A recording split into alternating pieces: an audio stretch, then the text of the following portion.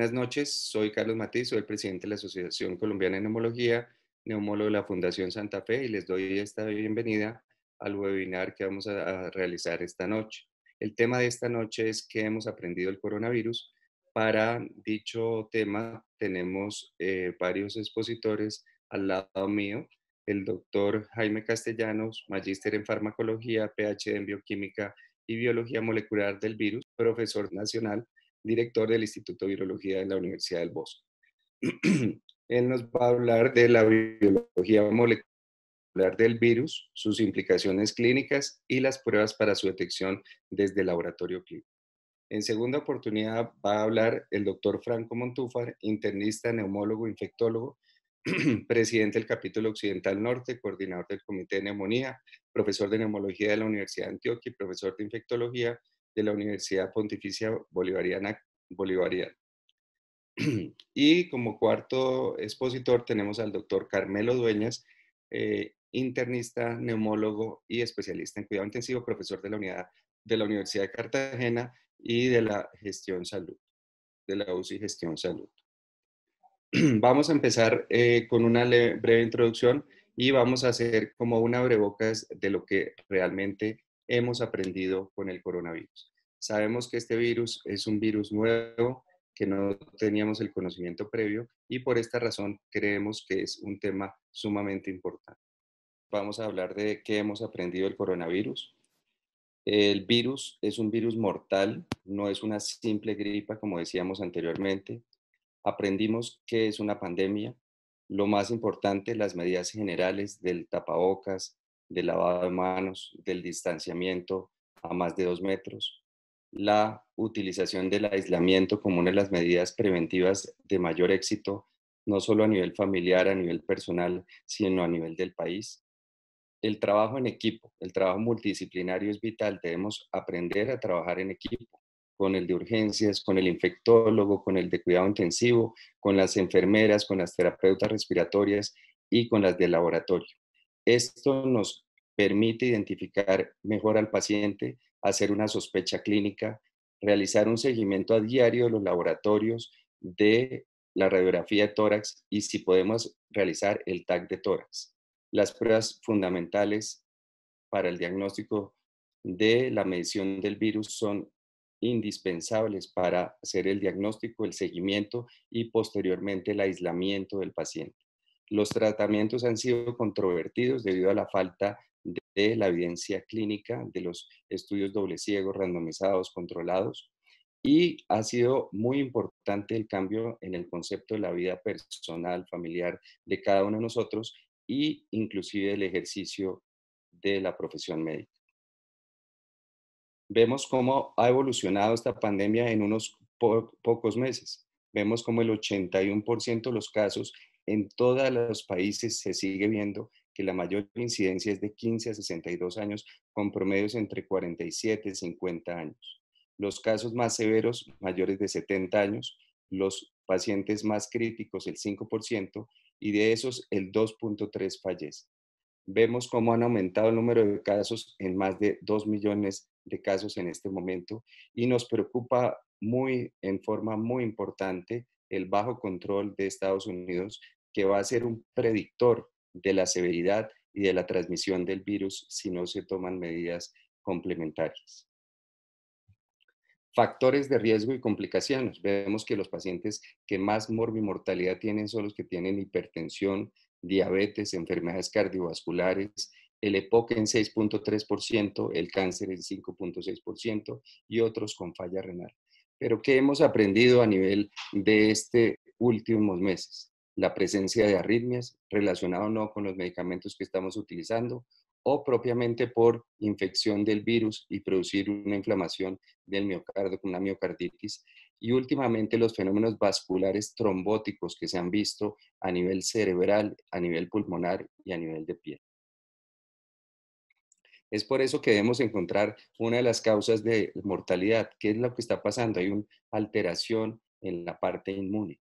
Está relacionado con la producción del interferón. El interferón es el que nos va a proteger de que haya una síntesis del virus, haya una degradación del virus y una inhibición de la parte viral. pero si tenemos un retardo en el interferón, en la utilización del mismo, en la rápida respuesta del interferón, podemos, ayudado con la carga viral, con las comorbilidades y posteriormente con el fenómeno inflamatorio, a que el virus se desarrolle y cause la neumonía o el síndrome de dificultad respiratoria del adulto. Existen tres características en el proceso de muerte del paciente con COVID-19. Uno es el daño del órgano terminal, el paciente con insuficiencia respiratoria que requiere ventilación mecánica o ECMO si lo tenemos disponible, o el paciente que ya llega en shock séptico con falla renal, falla cardíaca, con miocarditis o otros órganos comprometidos.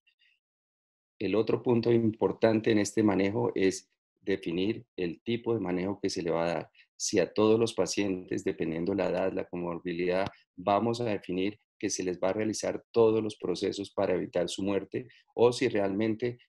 va a ser definitivo, si vamos a definir si vamos a resucitar o no a algún paciente, o darle la culpa al virus, si todo es por el cuadro viral, o en el paciente que ya tiene comorbilidad, que tiene edad avanzada, debemos tener hasta problemas éticos para definir si se va a llevar a cuidado intensivo o no. Los hallazgos tomográficos son importantísimos. Posteriormente el doctor Montúfar va a hablar de esto, pero vemos la correlación entre la severidad y los días que van pasando. Los primeros 4 días, posteriormente a la presencia del virus, podemos tener pacientes asintomáticos que en la radiografía no se ve absolutamente nada, pero en la tomografía ya empecemos a ver el virus merilado en uno de los 4 cuadrantes. Posteriormente va evolucionando la enfermedad con respecto a los infiltrados y los hallazgos tomográficos al 7.º día y al 14.º día, en el cual pues ya vemos infiltrados difusos comprometiendo los 4 cuadrantes con presencia de crazy paving que podemos ver en el 7.º día, o áreas de consolidación basales o periféricas asociados o no a derrame pleural que no es tan frecuente, y finalmente comprometiendo los 4 cuadrantes con un síndrome de dificultad respiratoria del adulto que va a ser determinante posteriormente para la evolución y la probabilidad de secuelas que podamos tener con el paciente con coronavirus. Con respecto a las pruebas de detección del coronavirus, es muy importante estas pruebas porque tenemos un paciente que es asintomático que probablemente va a pasar el virus sin que nos demos cuenta, y ahí ocupa un papel muy importante los trabajadores de la salud, la detección en esos pacientes asintomáticos. Pero aparecen las dos pruebas que son las rápidas que tanto estábamos añorando, como son la medición a los 7 días de la inmunoglobulina G, que probablemente en unas horas podemos obtener el resultado, o la IgG que se presenta a los 14 días y nos va a determinar que tuvimos la prueba positiva o que nuestro sistema inmune está actuando y probablemente ya nos recuperamos del coronavirus. Y la correlación con los pacientes asintomáticos con los pacientes sintomáticos. De ahí la utilidad de la prueba del PCR correlacionado con la presencia de inmunoglobulinas M y G en las primeras fases, especialmente la M, la G después de los 14 días, y indispensable para hacer un control posterior al tratamiento o posterior a la ausencia de síntomas para definir que el paciente esté recuperado y que sus pruebas estén negativas. ¿Cómo hemos cambiado las medidas en los procedimientos de neumología? Nuestra consulta se ha visto afectada y no sabemos cómo vamos a realizar posteriormente la consulta. Las pruebas funcionales no las podemos realizar en este momento por el riesgo de aspersión de los virus. Pero también a nivel interno de la clínica hemos establecido un circuito de traslado de pacientes internos, mantener una distancia mínimo de 2 metros, registrar a los profesionales que han tenido contacto con pacientes para definir si son asintomáticos o sintomáticos, y definitivos para definirles el aislamiento posterior a estos tipos de pacientes. Evitar los procedimientos que generen aerosoles, y surge una serie de procedimientos que son de alto riesgo para la transmisión vírica, como es la utilización de nebulizaciones, la utilización de las gafas y protectores de los ojos, la ventilación con el ambú, la utilización de ventilación no invasiva, la intubación orotraqueal, la traqueostomía quirúrgica o percutánea, la realización de broncoscopias, gastroscopias que nos pueden alterar y producir una transmisión vírica en forma importante. Y qué decir de la forma de reanimar al paciente con coronavirus. Entonces son cambios en las medidas de procedimientos de neumología que nos ha tocado cambiar con relación al coronavirus. Finalmente, el manejo debido a la falta de evidencia en los estudios doble ciegos, randomizados, controlados, por la falta de número de pacientes, por la falta de comparador, por estudios descriptivos de bajo número de pacientes, entonces el nivel de evidencia es relativamente bajo. Pero aquí en el Task Force de los americanos con los europeos y con los asiáticos describen cuáles son, según ellos, el grado de aprobación para la utilización de diferentes medicamentos, como la hidroxicloroquina tiene un 73% de aprobación en pacientes con neumonía. Vemos cómo es muy baja su aprobación con respecto a los pacientes que son ambulatorios y la utilización de cloroquina. El remdesivir, un proteolítico, un antiviral que no tenemos todavía disponibilidad, tiene una aprobación del 68%. Y como el ritonavir y lopinavir tenemos una baja aprobación del 30%, y con el tocilizumab, un inhibidor de la interleuquina 6 como uno de los quimoquinas o citoquinas que se liberan, tenemos una aprobación del 30%. Posteriormente, el doctor Carmelo Dueñas va a profundizar en este aspecto. Sí, buenas noches, mi nombre es Jaime Castellanos, yo soy el director del Instituto de Virología de la Universidad del Bosque, profesor titular de la Universidad del Bosque, profesor titular de la Universidad Nacional. Y quiero en la noche de hoy compartirles algunos elementos que son importantes desde el punto de vista de la virología, la patogénesis del diagnóstico del nuevo coronavirus que se llama SARS-CoV-2. Quisiera comentar rápidamente una serie de trabajos que hemos realizado en Colombia, en los que también he participado desde hace algunos años, y es el seguimiento de los virus asociados a las infecciones respiratorias agudas. Este es un esquema, por ejemplo, de la circulación de los coronavirus, perdón, de los virus respiratorios. Aquí, por ejemplo, H1N1, las barras naranjas, H3N2, las barras azules claras, o virus sincitial respiratorio, que es el virus causante de las infecciones más frecuentes, sobre todo en niños. Pero quería referirme particularmente a los coronavirus, porque a través de este sistema de vigilancia epidemiológica se ha podido detectar en Colombia también la circulación de los 4 coronavirus clásicos que hacen parte de las infecciones respiratorias agudas estacionales. Y entonces tenemos que estos coronavirus, el 229E, el coronavirus OC43, el HL63, pueden hacer parte frecuentemente de las infecciones hasta un 8% en los países como el nuestro. Entonces, los coronavirus para las personas, para los virólogos que hemos estudiado las infecciones respiratorias, no son extraños, los conocemos muy frecuentemente. Pero en el caso de los coronavirus tenemos que decir dos cosas. Alrededor de la estructura, porque se llaman coronavirus, porque tienen esta estructura de unas grandes proteínas alrededor, es un virus que tiene una forma esférica, pero que cuando se fotografía en microscopía electrónica, pues tiene estas proteínas que se llaman la proteína S de Spike, vamos a referirnos otra vez a ellas, y tienen una envoltura de lípidos. Esta envoltura de lípidos es la que protege el RNA que está en el centro del virus, en el core del virus, y que es responsable efectivamente por los procesos de replicación. Esta envoltura de lípidos que está en la periferia es una envoltura de lípidos que lo hace particularmente lábil a los virus que la tienen. ¿Por qué? Porque esa envoltura de lípidos se puede disgregar fácilmente con el uso de jabón, de cualquier tipo de jabón. Por eso la recomendación de usar jabón de manera exhaustiva para la eliminación del virus de las manos, de la cara, es una recomendación que tiene un soporte biológico alrededor de que el jabón es capaz de disgregar las moléculas de la bicapa de lípidos, generando la disrupción del virus y eliminando la infectividad del virus. Conocemos muchísimos virus, la mayor parte de los coronavirus permanecen en animales salvajes, en animales silvestres, en particular, por ejemplo, los murciélagos, o sea que eso es un dato que efectivamente hemos visto muy frecuentemente,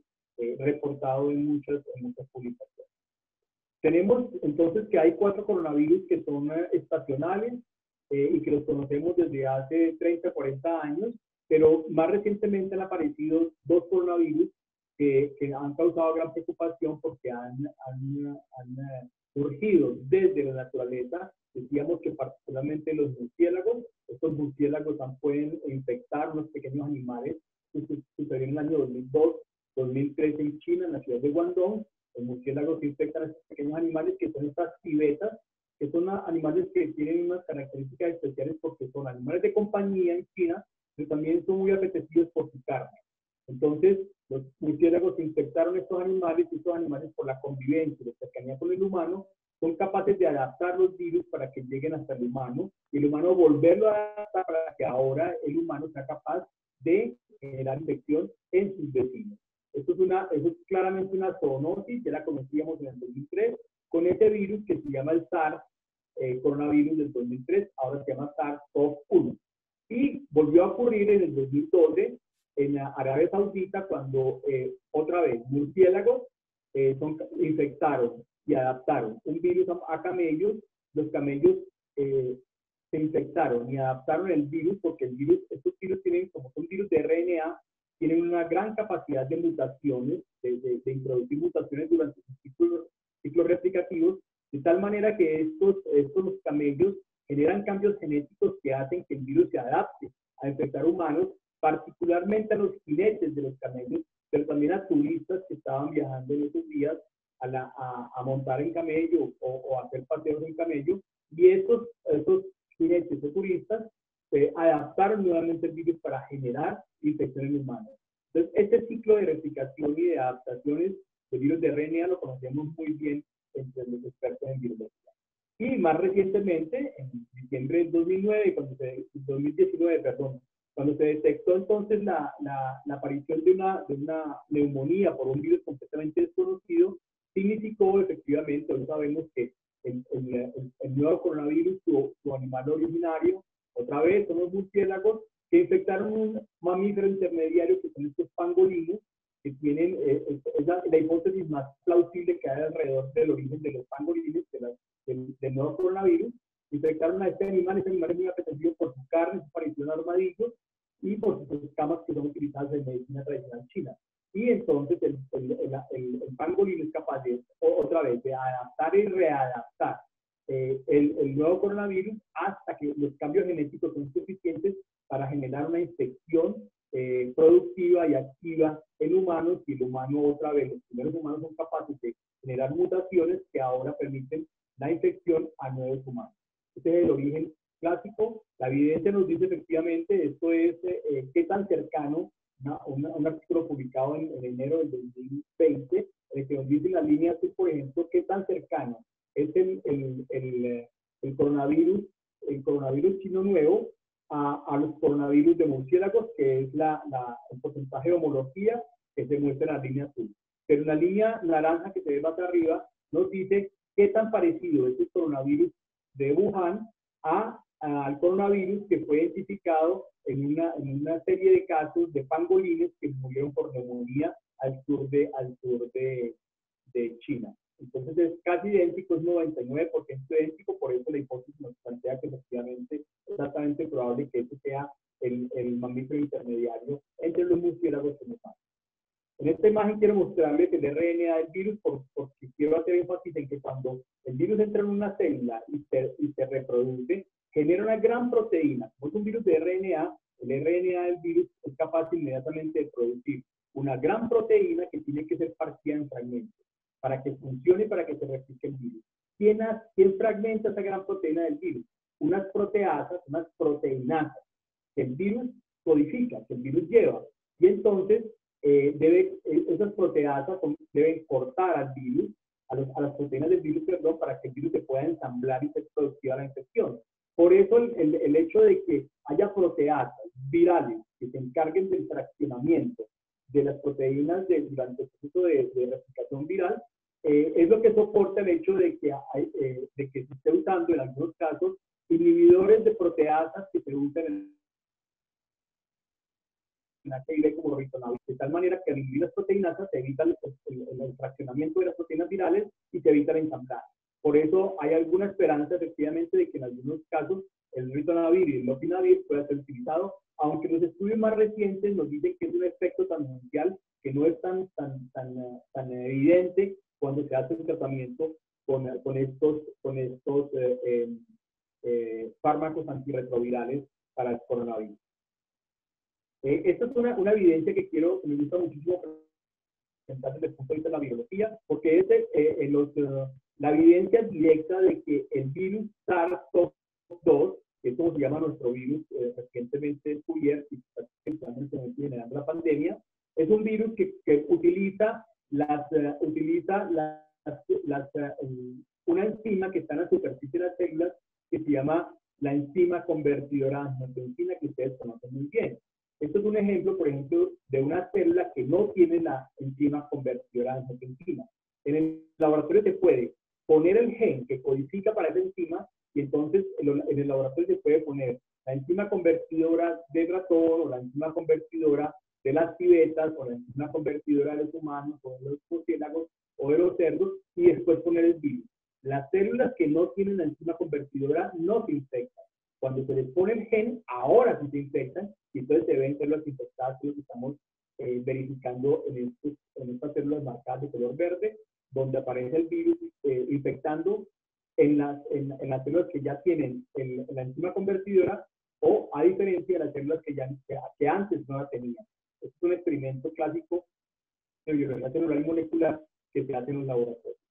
Aquí vemos un caso, una evidencia adicional para el caso de SARS-CoV-2 en ratones que son knockout, es decir, ratones a los que se les ha eliminado la enzima convertidora de angiotensina. Cuando se infectan, miren cómo se ve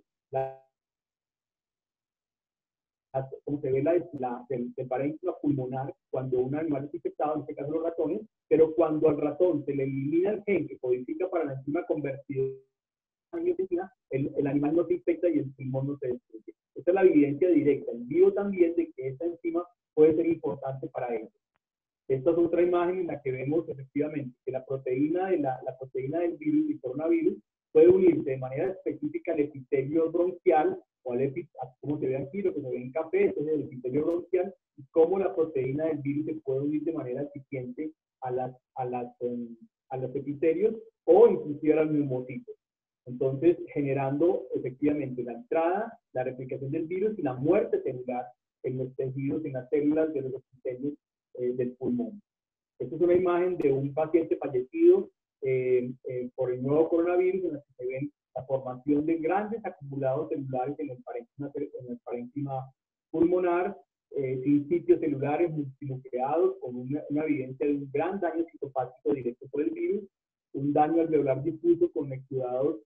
fibrilares, vamos a hablar de ello un poco ahora, piromictoides, y descamación de neumocitos y formación de la membrana hialina, que es lo clásico en un síndrome de sistema respiratorio agudo, como ustedes bien lo conocen. Entonces, existe evidencia de un daño directo sobre los epitelios pulmonares. Y adicionalmente, además del daño directo, existe también un daño asociado a una respuesta inmunológica muy agresiva que se presenta durante la infección, porque inicialmente se produce una respuesta inmune innata favorecida fundamentalmente por macrófagos y neutrófilos, que producen una gran cantidad de interacciones y actividades inmunológicas en el alvéolo, de tal manera que comienzan efectivamente a producirse sobre todo la activación de varios genes, sobre todo de ácido hialurónico, de hialuronal, que comienzan a secretarse de manera masiva, generando un depósito de este ácido hialurónico que genera un atrapamiento de agua y una dificultad para el intercambio gaseoso en las células de los alvéolos. Adicionalmente al proceso de la respuesta inmunológica asociada con una gran cantidad de secreción de citoquinas locales y sistémicas que hacen que la respuesta, la conocemos muy bien, que trabajamos en dengue, pero que en este caso está ocurriendo y está muy bien descrita también para SARS-CoV-2 y es una respuesta de una tormenta de citoquinas, que favorece efectivamente la inflamación y todo el proceso de intercambio y salida de suero y plasma hacia el intersticio, dificultando el intercambio gaseoso clásico del daño asociado a la infección por coronavirus. Entonces tenemos un efecto directo citopático en las células epiteliales, pero también tenemos un efecto asociado a una fortísima respuesta inflamatoria, tanto en las células alveolares como en las células del intersticio pulmonar. Y particularmente quería referirme al caso de la interleucina 6, porque ha sido medida en muchos estudios y efectivamente se puede encontrar aumentada. Esta imagen es muy interesante porque lo que vemos aquí es el caso de la línea roja. ¿Cuáles son los niveles de interleucina 6, por ejemplo, en los pacientes que fallecieron en comparación con los que no fallecieron? Si pareciera ser que la respuesta inmunológica derivada de la interleucina 6 genera tal cantidad de desregulación de las funciones celulares en el pulmón que son capaces efectivamente de afectar muy negativamente las respuestas inflamatorias en el pulmón. Entonces, nos interesa esto porque efectivamente también han sido detectados cambios en la funcionalidad de los linfocitos B y los T derivados de la edad, que puede ser relacionado efectivamente con la mayor susceptibilidad que tienen las personas adultas mayores a hacer enfermedad más severa y que conduce frecuentemente al fallecimiento. Ustedes recuerden que los mayores de 70 años pueden tener tasas entre 10 y 15% de fatalidad una vez que entran en estado pues, de cuidado crítico, que requieren cuidado crítico. Entonces, adicionalmente, por eso mismo desbalance inmunológico en los adultos mayores, un inadecuado control de la respiración viral y una respuesta proinflamatoria más prolongada. Sobre el diagnóstico tenemos que decir, en nuestro laboratorio en la Universidad del Bosque lo estamos haciendo. Este es el equipo con el que estamos trabajando actualmente en el laboratorio. Somos alrededor de 25 personas de todos los laboratorios de la universidad que están comprometidos en un apoyo muy fuerte por parte de la directiva de la universidad. Estamos apoyando a la Secretaría de Bogotá haciendo diagnóstico en este momento. Ellos nos envían las muestras de diferentes hospitales y clínicas de Bogotá y nosotros hacemos el diagnóstico por una técnica de molecular que para nosotros es muy conocida, que es una RT-PCR en tiempo real, que utiliza diferentes tipos de primers y de sondas para ver una curva parecida a esta, en la cual si el paciente es positivo aparece rápidamente, en cuestión de una hora podemos ver el resultado. Este es el resultado ya final, pero el procesamiento de la muestra puede tomar alrededor de 10 o 12 horas cada muestra. Es una técnica muy conocida, pero también es muy delicada y tiene que ser ejecutada por manos expertas y por personas con muchos antecedentes para que sea válido. Y quería referirme rápidamente al asunto de las pruebas rápidas, porque las pruebas rápidas que detectan anticuerpos en el suero de los pacientes, pues tienen un papel y un valor fundamentalmente cuando el paciente ya ha sido infectado. Es decir, la aparición de las IgM en los pacientes puede ser empezar 8 o 10 días después de haber sido contagiado. Entonces, por eso, y las IgG, que son las que demuestran protección a largo plazo, por ejemplo, en el caso de las personas que han sido infectadas y que quedarían protegidas, pues no tienen mucho interés desde el punto de vista diagnóstico. Es importante aclarar, porque la única prueba que hace diagnóstico es la PCR. La PCR, si vemos el primer día del contagio, el día 0, al ese inicio de los síntomas, se puede durar entre 0 al día 3, 4, 5 pueden aparecer los síntomas. Los pacientes que van a evolucionar negativamente, que son hospitalizados al día 10 después del contagio, y algunos de ellos, el 5%, pueden llegar hasta la UCI y algunos pacientes, como ustedes no saben. Pero entonces lo importante de esto es que la PCR es positiva durante los primeros días y puede ser detectada el virus en el moco. No así la IgM solamente aparecerá una semana después del contagio. Por eso es muy importante tener en cuenta el dato de que no se debe utilizar las pruebas rápidas, las pruebas basadas en anticuerpos, porque eso no detectan el virus, detectan los anticuerpos que se producen después del contagio. Entonces no son pruebas diagnósticas, aunque pueden ayudar efectivamente a definir el estatus de contagio previo del paciente, y en este caso, por ejemplo, en el caso de una cirugía, puede saber si el paciente ya estuvo infectado y no es infeccioso ya, o es cero negativo y por lo tanto es todavía susceptible de infección. Entonces, con esto quiero dejarles algunas ideas sobre el virus, sobre el diagnóstico y el uso adecuado de las pruebas serológicas que tienen unas indicaciones, pero sobre todo de las pruebas moleculares. Muchísimas gracias. Bueno, muy buenas noches. Mi nombre es Franco Montúfar. En nombre de la Asociación Colombiana de Neumología y Cirugía del Tórax queremos agradecerle su participación y que estén con nosotros compartiendo algunos aspectos relacionados con la enfermedad por coronavirus. Hoy vamos a dedicarnos a hablar sobre algunos tópicos de cuadro clínico, paraclínicos y la importancia del diagnóstico radiográfico y tomográfico. Como bien sabemos, la enfermedad por coronavirus está generando una cantidad de conocimientos día a día que son muy controversiales. Hoy podemos decir que una cosa nos sirve en coronavirus y mañana podemos estar debatiendo su real utilidad. En cuanto a las manifestaciones clínicas, en la mayoría de los casos hemos podido identificar que la fiebre, tos y disnea son los síntomas más frecuentes. Sin embargo, la enfermedad puede generar, además del compromiso pulmonar, que es su foco especial, muchos síntomas relacionados con afección de otros órganos. Podemos tener compromiso de tracto respiratorio superior, compromiso de tracto gastrointestinal, cardiovascular, mucocutáneo, artralgias, cefalea, y la mayoría de estos pacientes pueden cursar con una enfermedad leve que no requiere hospitalización, hasta en el 80% de los casos, pero hasta un 5% de los casos pueden tener lo que se llama enfermedad crítica, que requiere atención en las unidades de cuidado intensivo y que van a requerir terapias intensivas y terapias que van a permitir salvar la vida de los pacientes. Sin embargo, la mortalidad en estos pacientes es muy alta y se acerca hasta el 41%. Una de las cosas también que hemos aprendido es que la mayoría de los pacientes tienen edad avanzada y en la medida que la edad es mayor y que tiene mayor comorbilidad, la probabilidad de enfermedad grave y enfermedad severa es mayor. Hay también un aspecto importante y es que muchos jóvenes sin comorbilidad pueden tener enfermedad grave que los lleva a disfunción orgánica múltiple con mayor severidad y muerte. En la medida en que la enfermedad es más severa, la probabilidad de fallecimiento o de muerte también es mucho mayor. Hay varios aspectos relacionados y que hemos podido identificar a través del tiempo que pueden servirnos de factores pronósticos. Dentro de estos aspectos tenemos la edad, la comorbilidad, algunos paraclínicos que debemos ser muy acuciosos en solicitarlos desde el ingreso para ver la probabilidad de progresión hacia el futuro y las ayudas o imágenes diagnósticas como son la radiografía y la tomografía del tórax.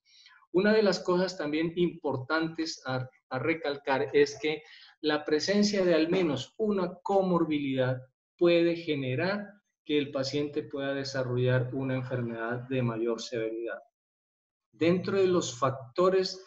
pronósticos o de riesgo dentro de los paraclínicos hemos identificado leucopenia, la linfopenia con linfocitos menor a 1000, la trombocitopenia, la presencia de elevación de aminotransferasas, LDH mayor de 250, una PCR mayor de 10, un dímero D mayor de 1 y una ferritina mayor de 1200 como paraclínicos que nos pueden predecir que el paciente puede desarrollar una enfermedad con mayor severidad. Y cuando nos trasladamos hacia la parte de las imágenes o la tomografía, podemos observar que la presencia de anormalidades en la radiografía del tórax que puede darse hasta en un 78-80%, y la presencia de anormalidades en las tomografías que pueden ser hasta casi el 96%, si son características típicas de infiltrados periféricos en vidrio esmerilado, pueden estarnos hablando de la presencia de enfermedad por coronavirus. Hay diferentes estudios donde se han identificado estos factores de riesgo. Aquí en esta tabla les comparto la mayoría de los factores de riesgo identificados. Fiebre, tos seca y disnea son los síntomas predominantes en la mayoría de los estudios. Hipertensión arterial, EPOC, tabaquismo, diabetes mellitus y enfermedad cardiovascular son las comorbilidades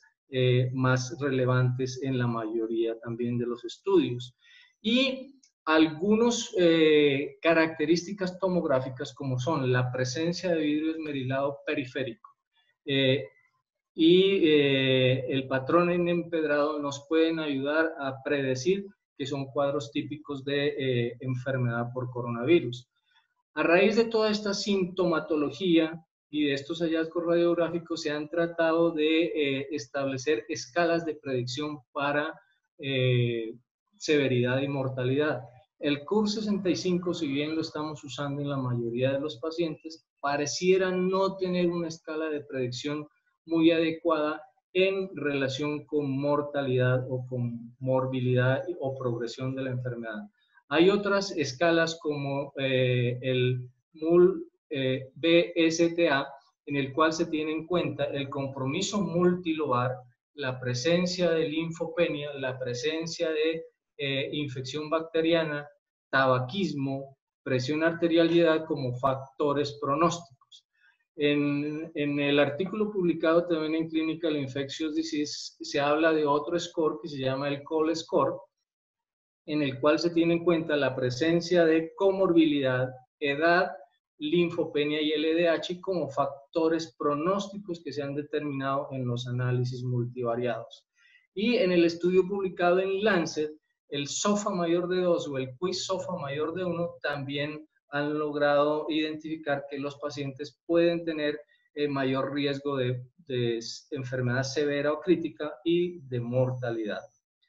Estos son los hallazgos radiográficos y tomográficos que podemos observar. Esto es un paciente nuestro de 56 años que tenía como único factor de riesgo hipertensión arterial y donde podemos observar infiltrados periféricos en vidrio esmerilado y multilobares. La pregunta es, ¿cuándo hacer una radiografía del tórax y cuándo hacer una tomografía del tórax? Cuando vemos que hay un paciente desde el ingreso crítico, con disnea, con frecuencia respiratoria mayor o igual a 30, desaturado, posiblemente necesitamos hacer al inicio una radiografía del tórax que nos permita hacer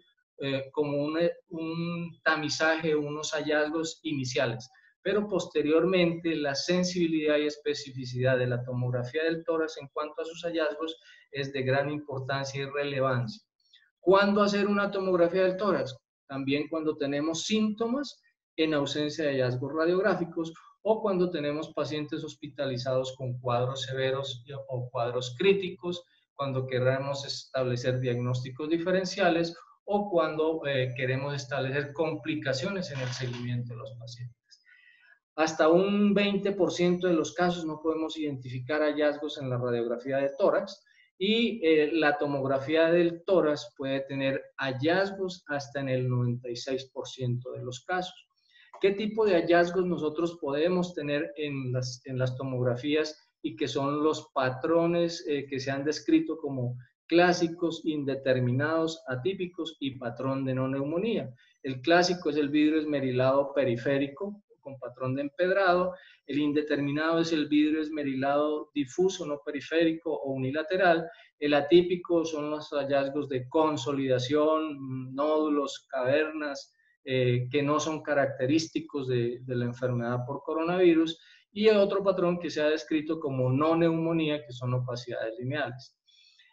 Los radiólogos están tratando de unificar este tipo de informes de acuerdo a los hallazgos para decirnos en el análisis que ellos hacen de acuerdo a las imágenes que el paciente tiene un cuadro compatible y altamente sugestivo, un cuadro sugestivo o sospechoso, un cuadro no concluyente,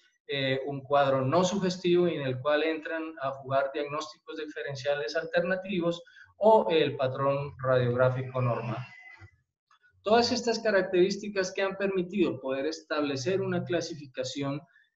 clínica de la enfermedad por coronavirus. La Organización Mundial de la Salud adopta esta clasificación de enfermedad no complicada, neumonía leve, neumonía severa, SDRA, sepsis y choque séptico. El consenso de expertos de China tiene otra clasificación que es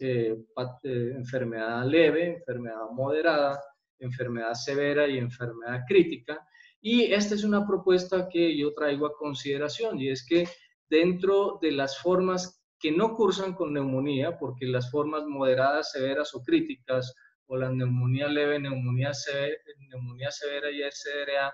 usualmente tienen hallazgos radiográficos de neumonía, nos dejan por fuera un grupo que es el que algunos han catalogado como enfermedad leve. Sin embargo, en este grupo que no tiene neumonía podemos tener pacientes asintomáticos o presintomáticos, pacientes sintomáticos sin neumonía, sin comorbilidad y sin disnea, pero podemos tener también un grupo de pacientes que son sintomáticos sin neumonía, con comorbilidad y con disnea, y aquí entra en juego los pacientes que tienen enfermedad pulmonar o patología pulmonar previa. Estos pacientes usualmente pueden tener agudización de esa enfermedad sin tener una neumonía y tener una falla ventilatoria que requiere atención en cuidado crítico,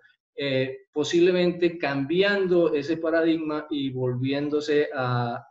catalogar como enfermedades críticas sin neumonía, que es una cosa que no se ha descrito en los estudios relacionados. En fin, hay muchas cosas todavía por aprender, posiblemente tengamos que hacia futuro desaprender también muchas de las cosas que estamos en el momento catalogándolas como ciertas, y esperamos que esta pandemia nos ayude en el entendimiento de esta enfermedad para poder ayudar a nuestros pacientes. Muchas gracias. Buenas noches, mi nombre es Carmelo Dueñas Castel, soy médico, neumólogo, especialista en medicina crítica, profesor de la Universidad de Cartagena,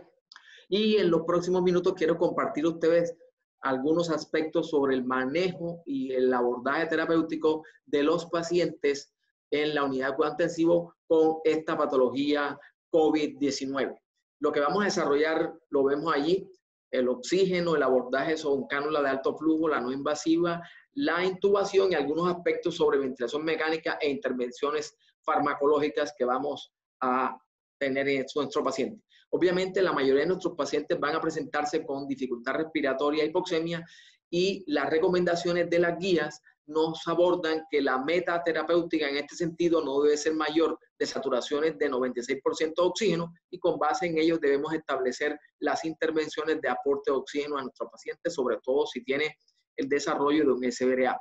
En cuanto a intervenciones como la cánula de alto flujo, la mayoría de guías nos están recomendando evitar su uso por el riesgo de aerosoles, de generar aerosoles y el riesgo para el personal de salud, y porque hasta ahora no han mostrado mayor evidencia que sustente su uso. Algo parecido ocurre con la ventilación mecánica no invasiva, en donde probablemente tendría algún nicho, sería en pacientes con hipercapnia, edema pulmonar cardiogénico y posoperatorio.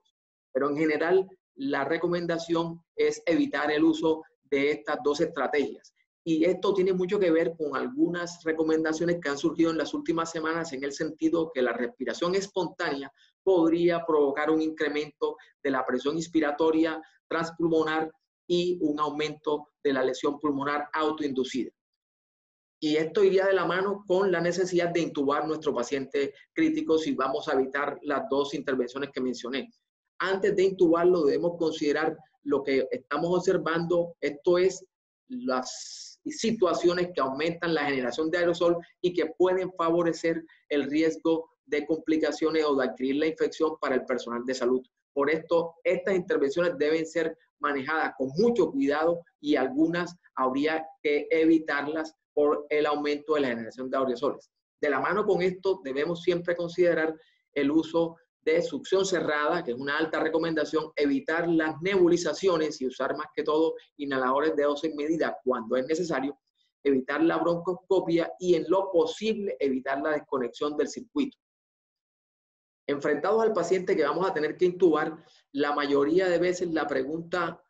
que tenemos planteada al frente iría a responderse de manera que si el paciente no puede proteger la vía aérea, si el paciente desarrolló un paro cardiorrespiratorio, toca intubarlo, y la tercera indicación serían criterios clínicos como son una frecuencia respiratoria elevada, la disociación torácico-abdominal, la presencia de hipoxemia importante y la no mejoría a pesar de un manejo adecuado. digamos que estos serían los escenarios para tomar la decisión de intubar a nuestro paciente. Hay una amplia lista de publicaciones que ya nos han abordado sobre cómo desarrollar esa intubación, y lo que vemos aquí tiene que ver con el hecho de contar con un plan, con una organización, con un equipo de trabajo experimentado que planifique y organice desde un principio cómo va a ser la intubación del paciente y el proceso de antes, que incluye la protección personal, el proceso durante, que debe incluir una preparación adecuada, y el proceso de después, que incluso debe llevar de la mano el debriefing para establecer cómo generar labores de mejoramiento. Y a la hora de la intubación debemos evaluar las propuestas de trabajo del grupo chino, en el cual nos plantean que debiéramos emplear medicamentos que supriman el reflejo laríngeo, como el fentanil, medicamentos que eviten la tos, como la silocaína, y considerar el uso del etomidato o el rocuronio para garantizar una relajación adecuada y una intubación más fácil. Hecha la intubación, lo que continúa es la ventilación mecánica, que tiene los mismos objetivos que en cualquier otro paciente. Esto es reducir el trabajo respiratorio, mejorar el intercambio gaseoso y darle tiempo a otras intervenciones que vayan a mejorar la expectativa y la propuesta de vida de nuestro paciente. Para el abordaje ventilatorio, obviamente debemos considerar la propuesta de la ecuación de movimiento de Otis y Met, y en este caso tener claro que vamos a fundamentar el abordaje en la relación de la elactancia con su inverso, la distensibilidad. Y esto hemos aprendido mucho en las últimas semanas sobre la experiencia italiana del grupo de Lombardía, publicada por el doctor Gattinoni, en la cual nos plantea dos tipos de fenotipos: un fenotipo mucho mayor, más frecuente, que es el fenotipo L, y que se caracteriza por una elactancia baja, de ahí la sigla en español L, en inglés L, y en español sería B de bajo. Es el más frecuente, como digo, y una progresión más adelante, o un grupo de pacientes que se presentan menos frecuentes, en los cuales hay una elactancia aumentada, esto es una distensibilidad muy disminuida, pacientes que pueden ser susceptibles de reclutamiento. Con esos dos fenotipos en mente, las imágenes apoyan esta división de evolución o de tipos de pacientes, en los cuales hay radiografías, TAC y ultrasonido que pueden correlacionarse con ambos tipos de pacientes, como vemos en la imagen, y que deben llevarnos a considerar la manipulación del ventilador, de manera que vamos a empezar con un modo ventilatorio asistido controlado, generalmente por volumen, con un volumen corriente en general entre 6 y 8 cc por kilo, cuidando de evidenciar qué tipo de paciente estamos manejando, como vamos a mencionar más adelante. Una frecuencia respiratoria que en lo posible debiera ser menor de 20, una fracción inspirada de oxígeno que va encaminada a la meta de saturación que mencionamos, y un PIB que en general iría a progresar de 8 a 10, teniendo siempre cuidado con que estos pacientes con relativa frecuencia van a tener alteraciones de la perfusión, y esa alteración de la perfusión de pronto la podríamos evidenciar o demostrar no solo por la medición de la extensibilidad, sino por la medición de la relación entre el CO2 expirado y el CO2 arterial. Cuando nos dé esa relación menor de 1, debiera hacernos pensar en la posibilidad de que hay un cortocircuito o incremento del espacio muerto, y en estos pacientes el incremento del PIB podría ser deleterio desde el punto de vista cardiovascular. En el grupo L, que como mencionamos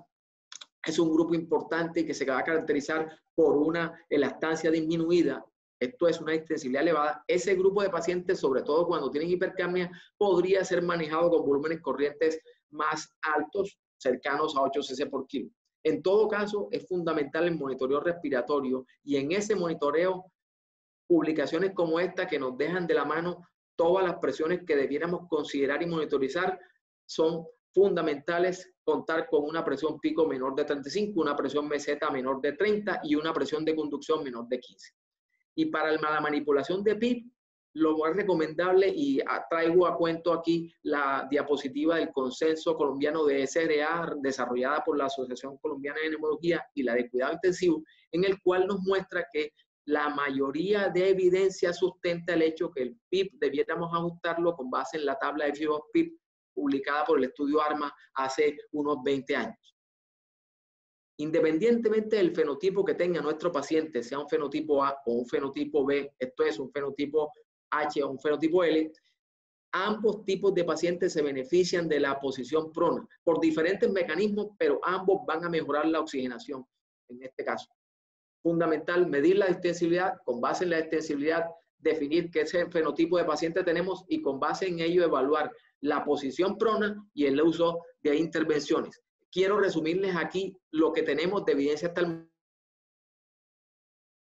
momento. Esto es que a nuestros pacientes puede ser hacerse con base en la definición de Berlín de SRA, pero debiera considerar la distensibilidad y el espacio muerto para establecer si estamos en un patrón o un fenotipo L o un fenotipo alto, y de acuerdo a ello decidir qué volúmenes vamos a manejar, saber que debemos monitorizar adecuadamente cuando el paciente está en respiración espontánea,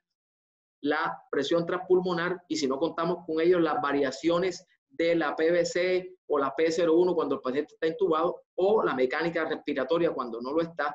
y especialmente si es que vamos a hacer uso del alto flujo y la ventilación mecánica no invasiva, que si la vamos a emplear, debiéramos usarla, como vemos en la pantalla, en el grupo L o en el fenotipo L. Para concluir con la parte de mecánica ventilatoria, pasamos a las intervenciones farmacológicas que podrían emplearse en cuidado intensivo. Una excelente publicación de JAMA de esta semana nos resume todas las intervenciones y de pronto podríamos clasificarlas dependiendo de la etapa o estadio en el cual se encuentran estos pacientes. Esto es que cuando está en la fase 1, como ya nos mencionaron, que hay una carga viral incrementada, podríamos hacer uso de antivirales, mientras que cuando estamos en la fase de hiperinflamación, podríamos hacer uso de medicamentos antiinflamatorios como los que vemos en la pantalla. Publicaciones recientes nos han resumido las intervenciones terapéuticas y el impacto que estas tienen, y hasta el momento lamentablemente tendríamos que resumir que hay poca evidencia que sustente el uso rutinario de intervenciones como la hidroxicloroquina, los antirretrovirales,